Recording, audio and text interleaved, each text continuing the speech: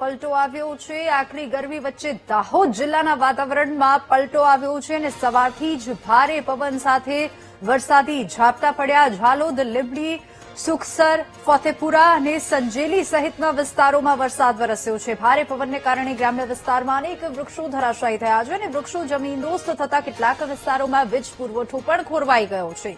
તો વીજ કંપનીએ વીજ પુરવઠો પુનઃસ્થાપિત કરવા કામગીરી પણ શરૂ કરી દીધી છે।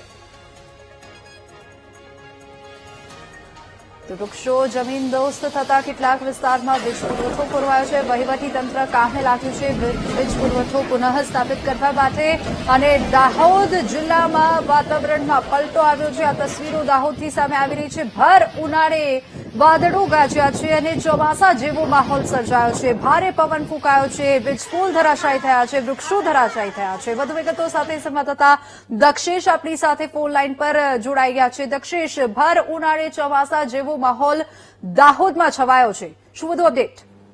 જી, ચોક્કસથી કહી શકાય કે દાહોદ જિલ્લામાં વાતાવરણમાં અચાનક જ પલટો આવતા પવન સાથે કમોસમી વરસાદ વરસ્યો હતો। દાહોદ સાથે ઝાલોદ, લીંબડી, સુખસર, ફતેપુરા, સંજેલી વિસ્તારોમાં વરસાદ નોંધાયો હતો।